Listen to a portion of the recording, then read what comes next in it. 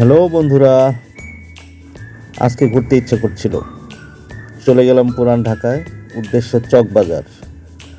তো গুলিস্তান নেমে মনে করলাম হেঁটে হেঁটে চকবাজার যাব।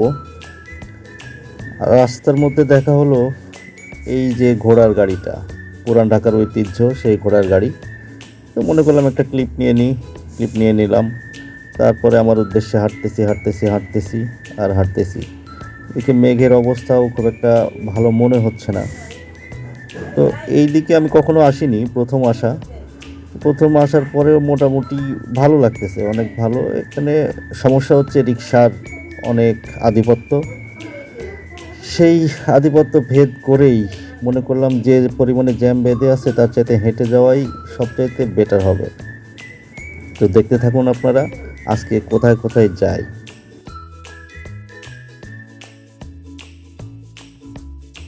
তো ফাইনালি এসে গেলাম, এবং রাস্তার মধ্যে বৃষ্টিতে আটকা পড়ছিলাম ওভারব্রিজের নিচে।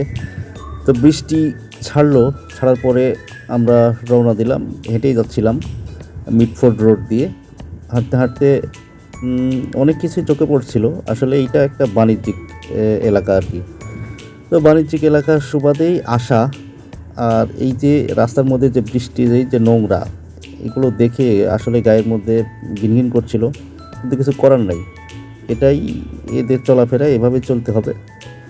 তো খুঁজছিলাম একটা স্টিকারের দোকান আর কি, যারা স্টিকার তৈরি করে, ওই যে ফলমূলে যে স্টিকারগুলো লেগে থাকে, বিশেষ করে আপেলে, সেই স্টিকার তৈরির জন্য একটা দোকান খুঁজছিলাম। অনেককে জিজ্ঞাসা করছিলাম কিন্তু কেউ বলতে পারছে না। আসলে অনেকগুলো হাজার হাজার দোকান, তো কোথায় কার মধ্যে লুকিয়ে আছে কেউ বলতে পারে না। আসলে বিপদেই ছিলাম। তারপরে অনলাইনে একটা পেজ দেখছিলাম, সেই পেজটাও পরবর্তীতে খুঁজে পাচ্ছিলাম না।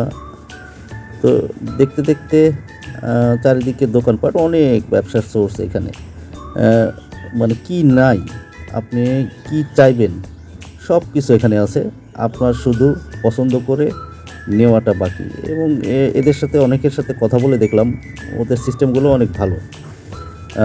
একবার এসে আপনি ফেজ হয়ে গেলে পরবর্তীতে আর আপনাকে আশা লাগবে না, ওরাই দায়িত্ব নিয়ে আপনার মালামাল কুরিয়ারে পৌঁছে দেবে আর কি। তাই বলে যে কোয়ালিটির কোনো সময় কমতি থাকবে তা না। অনলাইন সিস্টেমটা না আসলে এইখানে অনেক বেগ পেতে হতো আর কি।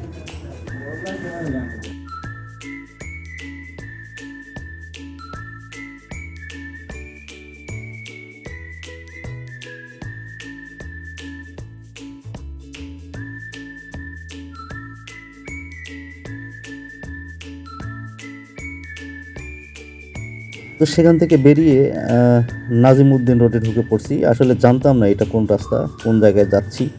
শুধু হেঁটে যাওয়া, তো উদ্দেশ্য ছিল মেইন রোডে যাওয়া। অনেক হেঁটেছি আজকে। তো নাজিমউদ্দিন রোডে এসে এই দৃশ্যটা চোখে পড়লো, জানতাম না এটা কি, আসলে বুঝতেও পারছিলাম না। পরবর্তীতে বুঝলাম এইটা ঢাকার পূর্বের কেন্দ্রীয় কারাগার। তো যাই হোক, এর মধ্যে পেটের মধ্যে প্রচণ্ড ইঁদুর দৌড়াচ্ছিল। তো অবশেষে চারটা খেয়ে নিলাম। এইটা হোটেলের নামটা আপনাকে দিয়ে দিলাম, ঢাকার ঐতিহ্যবাহী বিরিয়ানি আর কি। সেখান থেকে বাসে উঠে নিউ মার্কেটে দিয়ে আমরা ধানমন্ডি যাওয়ার উদ্দেশ্যে রওনা দিয়েছি। তো মাঝখানে নিউ মার্কেট অনেক জ্যাম পড়েছিল, তো ধানমন্ডি তেমনভাবে যাওয়া হয়নি। তো যেখানে নামছি সেখানেই শুনলাম যে এটা 32 নম্বর রোড। রিক্সায় উঠে আমরা 15 নম্বরে যাব। 32 নম্বর রোড শুনে গায়ের মধ্যে ছমছম করছিল, এটা লেক।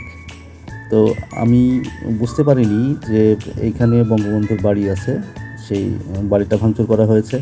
তো আমি মানে অনেক মিস করলাম, আমি সেটার ভিডিও এবং ছবি নিতে পারিনি।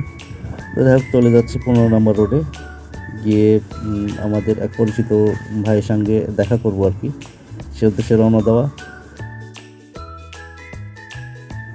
তো সবাই ভালো থাকবেন, পরবর্তীতে আবার কোনো জায়গা নিয়ে হাজির হব আপনাদের মাঝে। সবাই ভালো থাকবেন, আসসালামু আলাইকুম।